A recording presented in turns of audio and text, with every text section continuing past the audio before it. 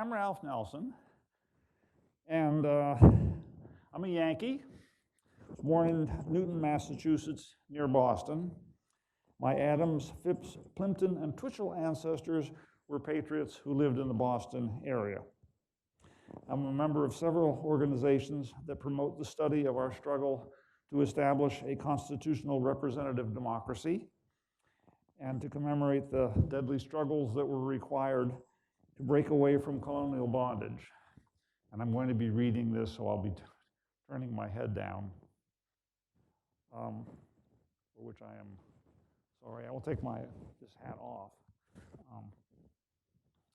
so you can see me when my head's turned down a little bit. Full disclosure, we always have to have full disclosure about whether there might be any conflicts of interest regarding tea.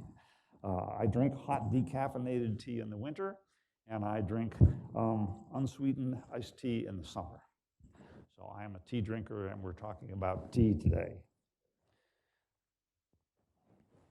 And I need to remember to switch to the next slide here. Okay.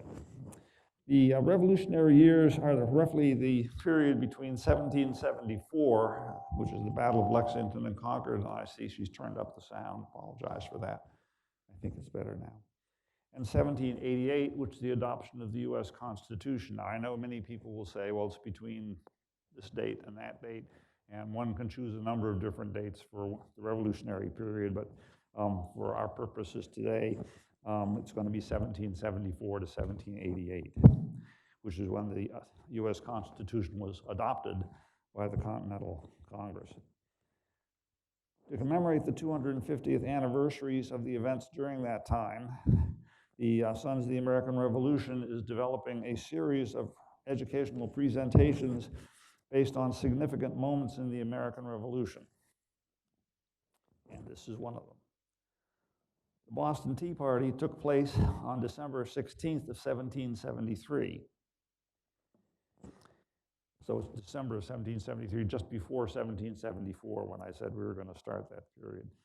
Boston is far north of Durham, North Carolina, as you know. And in December, you wear both a sweater and a jacket. And you should keep that in mind when you look at the illustrations or when people do reenactments in the summer. Up there, sometimes they do them in the summertime. The Sons of the American Revolution had a reenactment of that, and it was held in the winter, but we're talking about it today. Okay, we're going to the next slide. The practice of tea drinking arrived with the colonists from both England and the Netherlands. People had been drinking tea since before Christ, and it was well established in this country in the early 1700s, as documented by the number of tea wares that are recorded in household inventories. Now, before the Revolution began, from 1754, this is 20 years prior to the Revolutionary period, to 1763, Britain and France fought a costly global war to gain dominance over areas of the world in which they had colonies. So this was on several continents. It's been referred to as the First World War sometimes. Britain had to borrow money in order to pay for the military equipment and personnel and so on. And as a government, it borrowed money from its wealthy class to pay for the expenditures during the war. Since British subjects were already carrying a tax load that was higher than the colonists were paying, and the colonists were paying their taxes for things that happened in the local area. They weren't paying taxes for things that happened in Britain, but Britain felt it was only fair that the colonists ought to pay for the war, which after all was fought in order to defend their territory. So Parliament imposed some new taxes on the American colonies. The colonists boycotted the goods that were taxed, and British merchants suffered because their goods were being boycotted. One of the things about being a colony is you weren't allowed to manufacture very much. So if you wanted manufactured goods, you had to buy them from England. And once you stopped doing that, the merchants didn't get paid, and they complained. So they complained, and the Parliament then repealed those taxes.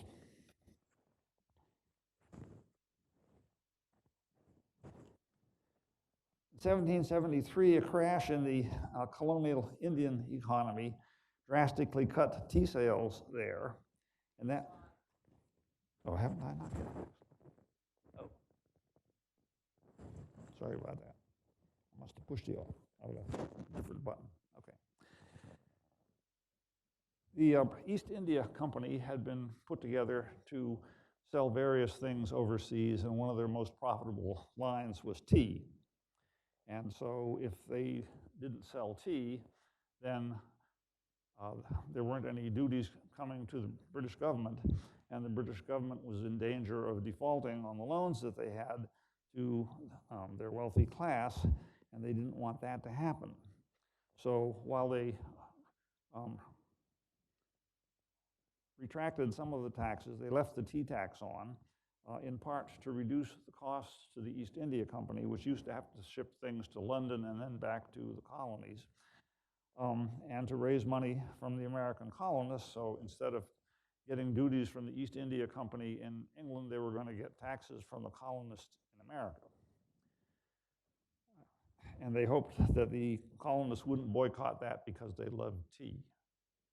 So there's the dilemma that the Americans faced. Are you going to pay a little tax on tea, or are you going to boycott it because you don't believe in the way the taxes were established? So I'm going to read an extract of the Tea Act of May 1773. This is Forest Readers, so I'm reading part of the Tea Act. You can tell it was written by a lawyer. It has many modifying clauses, a lot of redundant phrases, and you have to remember what it said at the beginning for several clauses until the end of the sentence, which comes far down the page. So I won't read too much of it. I'll read a little bit of it. Quote, "Be it enacted that there shall be drawn back and allowed for all teas which, from and after the 10th day of May, 1773, shall be sold at the public sales of the said United," and that's East India Company, "or which shall be imported by license, and which shall at any time hereafter be exported from this kingdom as merchandise to any of the British colonies in America, the whole of the duties of customs payable upon importation of such teas." Quote goes on. "And be it further enacted by the authority aforesaid, that it shall and may be lawful for commissioners of His Majesty's Treasury, or any 3 or more of them, or for the High Treasurer for the time being, upon application made to them by the said United Company of Merchants of England trading to the East Indies for that purpose, to grant a license or licenses to the said United Company to take out of their warehouses, without the same having been put up for sale, and to export to any of the British plantations in America, or to any parts beyond the seas, such quantity or quantities of tea as the said commissioners of His Majesty's Treasury, or any 3 or more of them, or the High Treasurer for the time being, shall think proper and expedient, without incurring any penalty or forfeiture for so doing." End quote. Another similarly worded section grants, I'll quote again, "a license or licenses to the said company to take out of their warehouses such quantities of tea as the said commissioners of the Treasury, or any 3 or more of them, or the High Treasurer for the time being, shall think proper." End quote. In addition to the long-winded act, they began to arrest tea smugglers. They sort of tolerated people smuggling tea into the United States, into the colonies, excuse me. And they now began to arrest those people. So that reduced the competition for the East India Company selling tea in the United States, in the colonies. The Tea Act allowed the East India Company to ship tea directly to the colonies without passing through England and being taxed there. This change reduced shipping costs and resulted in a lower price for English tea than there used to be in the colonies. This change reduced shipping costs. Oh, I already did that. Okay. 3 ships carrying 92,000 pounds of tea came to Boston. Other tea ships came to New York, Philadelphia, and Charleston, South Carolina.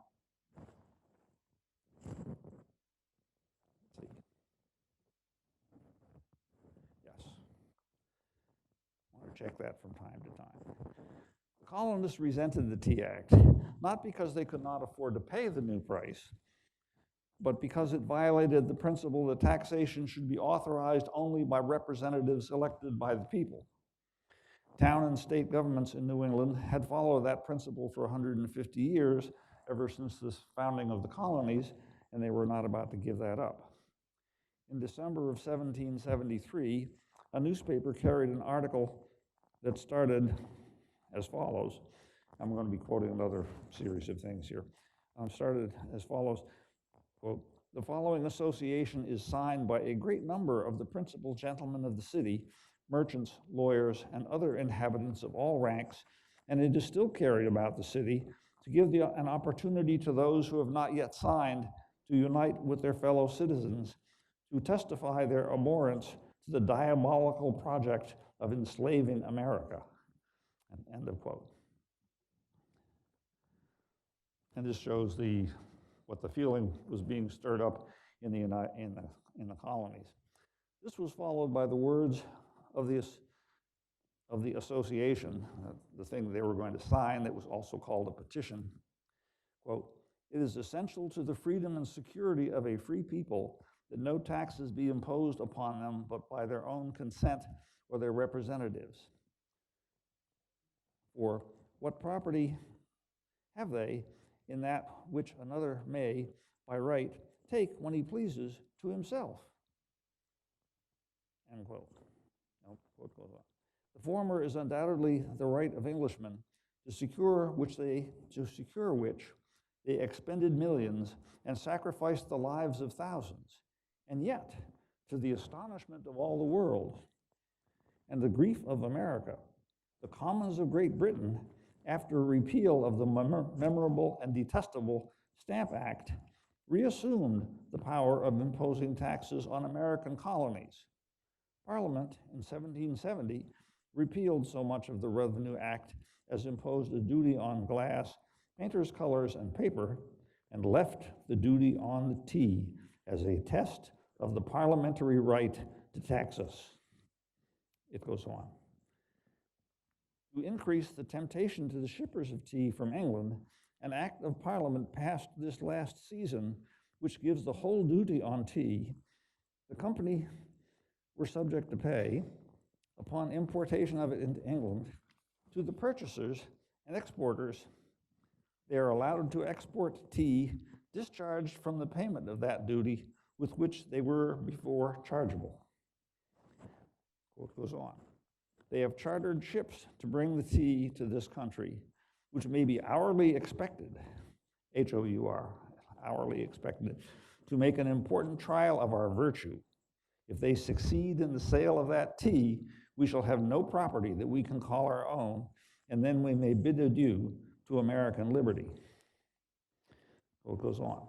"Therefore, to prevent a calamity, which of all others is the most to be dreaded, slavery, and its terrible concomitants, we, the subscribers, being influenced from a regard to liberty and disposed to use all lawful endeavors in our power to defeat this pernicious project, and to transmit to our posterity those blessings of freedom which our ancestors have handed down to us, and to contribute to the support of the common liberties of America, which are in danger of being subverted." And the next thing goes back to a "we" at the beginning of the sentence. "Do," I've lost my place. "Do, for those important purposes, agree to associate together under the name and style of the Sons of New York." This was an article that was in New York. "And engage our honor to, and with each other, faithfully observe and perform the following resolutions, viz." And it continues, true lawyer style. "First, resolved that whoever shall aid or abet or in any manner assist in the introduction of tea from any place whatsoever into this country, while it is subject by a British Act of Parliament to the payment of a duty for the purpose of raising a revenue in America, he shall be deemed an enemy to the liberties of America." end quote. And then there are several more resolutions that they have which are of a similar mode. The second, and it's got the same whoever and warning clauses in it, is for aiding or assisting in the landing or carting of such tea from any ship or vessel, or shall hire any house, storehouse, or cellar in any place whatsoever to deposit the tea. And I'll stop there for that one and go on to the third. It warns people to anybody who, quote, sell, buy, or in any manner contribute to the sale or purchase of tea. And I'll move on then to the fourth one, which notes that the warning applies whether, quote, whether duties are paid in England or America. And it goes on to the fifth, which is somewhat redundant, and that one warns, quote, whoever shall transgress any of these resolutions, and again, shall be deemed an enemy to the liberties of America. So you see there were good lawyers on both sides and knew how to write long sentences, redundant things, and so on. Okay, next slide. Well, the furious colonists prevented British tea from being unloaded, and they threatened and assaulted tax collectors and protested taxation without representation. You'll hear stories from a number of the former colonies, North Carolina being one of them, and South Carolina, about tea coming in and not being able to be unloaded because of resistance from the local people. But we're just talking about Boston here. Committees of correspondence had formed in all of the colonies so that they could exchange information about what was going on and what they thought about what was going on. And of course, they were formed because they didn't like what was going on, and consequently, they wanted to amplify that. But basically, the feeling was that an adversity that was suffered by one should lead to a response by all of the colonies. On December 16, 1773, in Boston, one day before the port's deadline for unloading the tea, it was still on board ship, had been there for about 15 days already, more than 7,000 people gathered in the Old South Meeting House, which was Boston's largest building. After several speakers called for boycotting the tea, dozens of colonists entered the assembly with war whoops. They were dressed as Mohawk Indians to symbolize American freedom and to disguise their identity from the British authorities. Thousands of citizens spilled into the streets and watched as the Mohawk impersonators boarded the three ships and dumped into the harbor 45 tons of tea from 342 chests of tea belonging to the East India Company. They left the empty chests aboard the ships. Local troops did not interfere. No one was injured.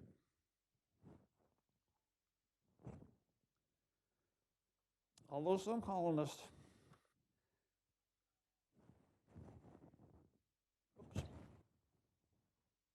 we are too far ahead.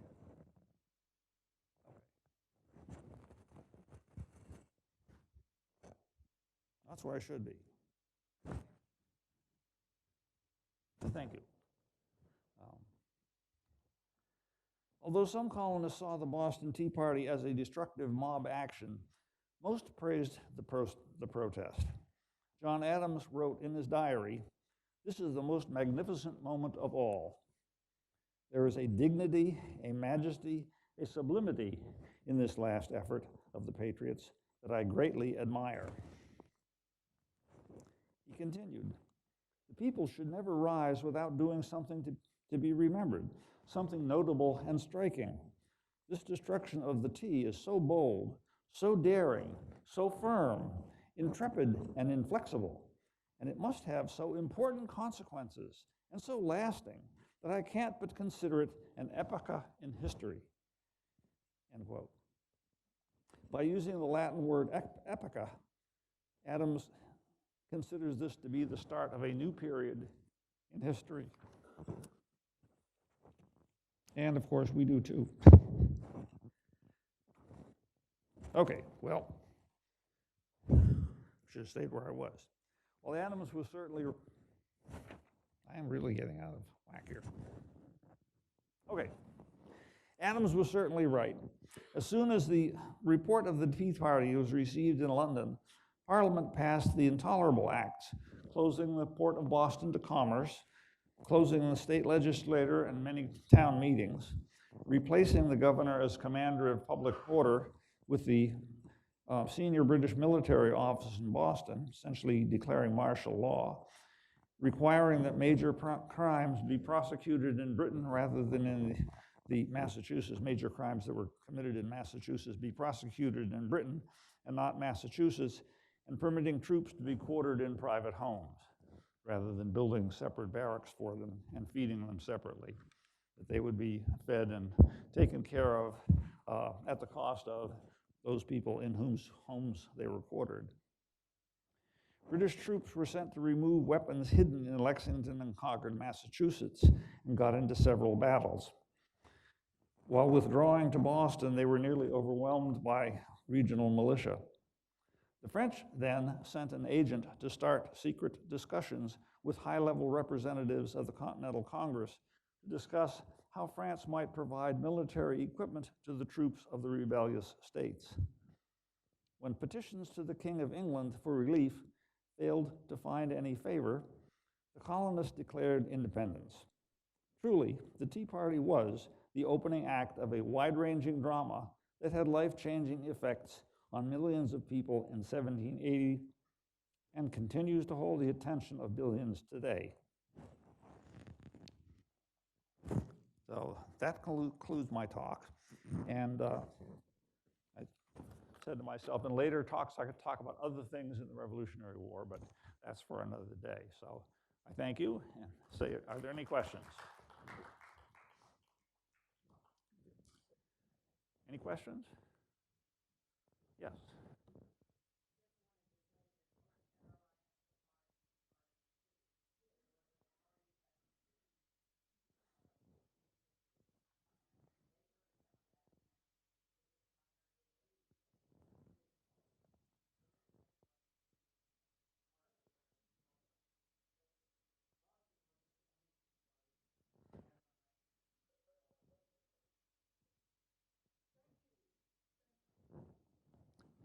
Okay.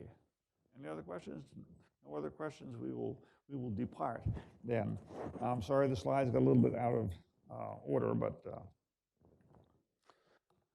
there they are.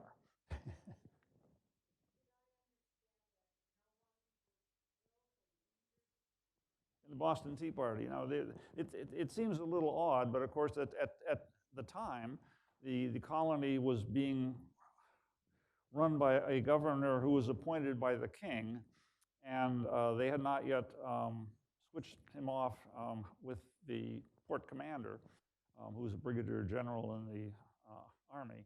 So it was still being run by a non-military person, and his home had been ransacked several times by colonists who were annoyed by things, and so he didn't want to make things any worse, I think. I'm sorry, which? There were some people who were tax commissioners who were tarred and feathered. That's true. As I said, they were threatened, and in some cases they were attacked. And that happened both during the time that glass and paper and so on were being taxed, and I don't know of a specific case when tea was being taxed, because the tea didn't even get to be landed. I don't know of any place where the tea actually did land. They stopped it from being landed pretty much everywhere.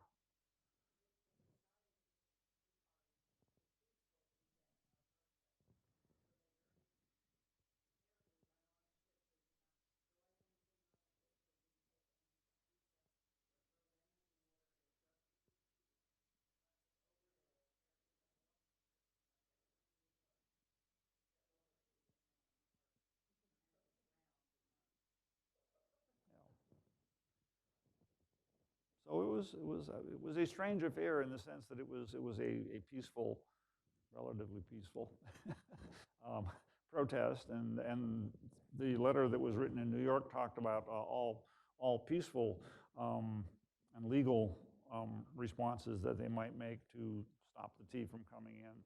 But England was not ready to listen to that sort of thing. King George was quite insistent on saying, you know, we run the colonies, we will dictate policies there, and you're expected to, you know, grow things and send them to us so we can turn them into useful merchandise that we'll sell back to you. So it was a nice little system they had going, and they didn't want to upset it. And the colonists had it up to here, and things kind of fell apart after Lexington conquered, yeah.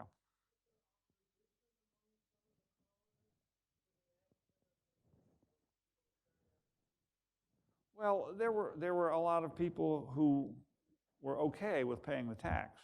They said, you know, it's no big deal. You know, it's, you know, a couple of pence per pound of tea, and so it's not that bad. It's just another one of those annoyances that you need to live with if you're a colonist. I mean, they were forbidden to manufacture stuff. They couldn't become part of couldn't become military officers, for example.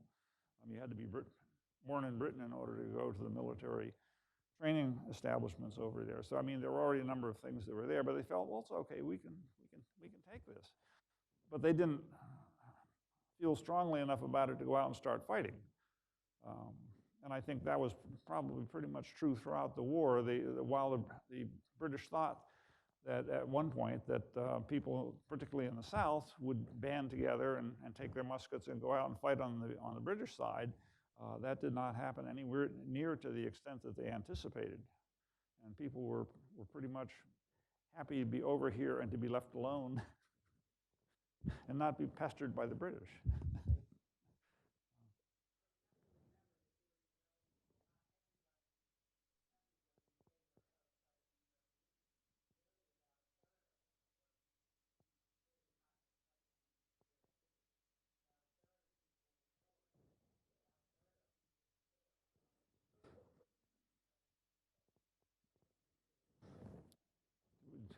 A voice from the back of the room, Joe.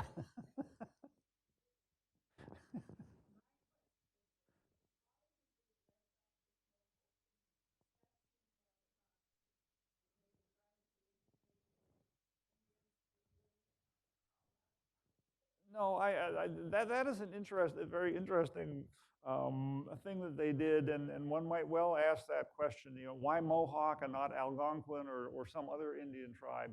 The Mohawks, I think, were somewhat farther away than the nearer Indian tribes were, and I think during the war the Mohawks sided with the British anyway, and not the Americans. So one could ask that question very, very well. And one thing is that when they had a war party, they were sort of dressed up as a war party.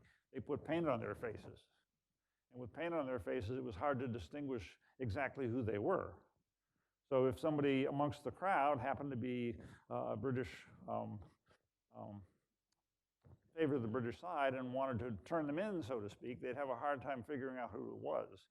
And I think it was really done more to have a disguise than it was because they considered the Indians as a symbol of independence. And you know, one could, you know, discuss this back and forth, but that was sort of my conclusion in wondering why did they dress as Mohawks as opposed to anybody else they could have dressed as. Yeah.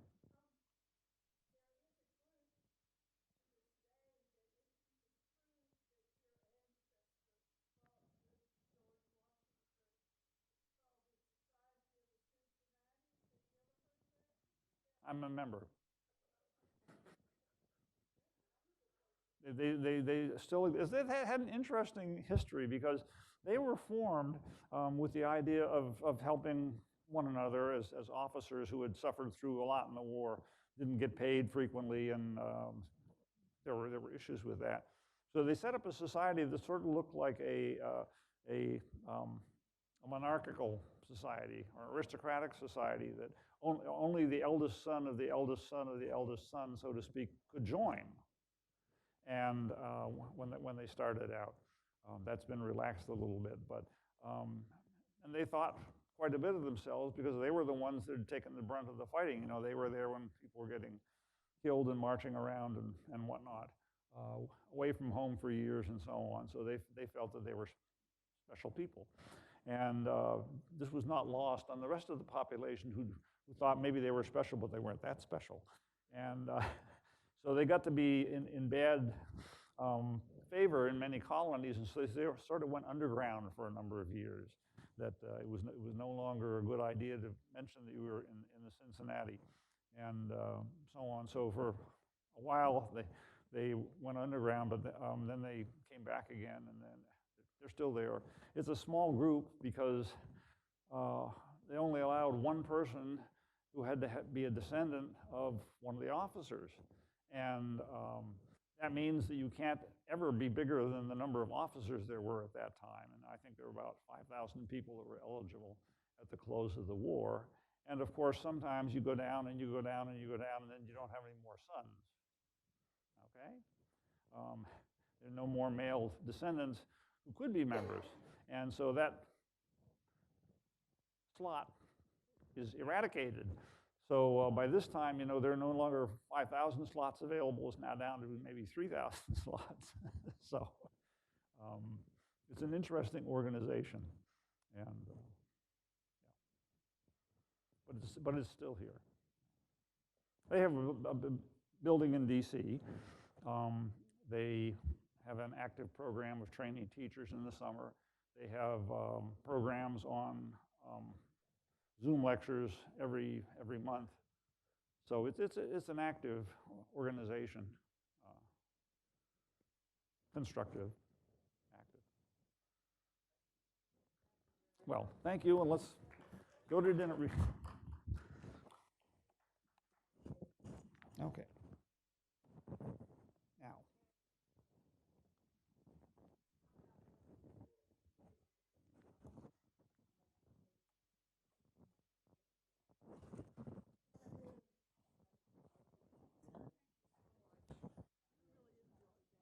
Well, had fun putting it together.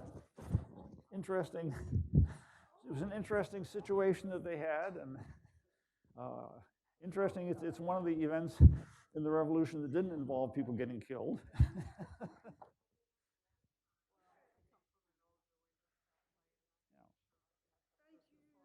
Well, you're welcome. Happy to do it. Yeah. Yeah. Well.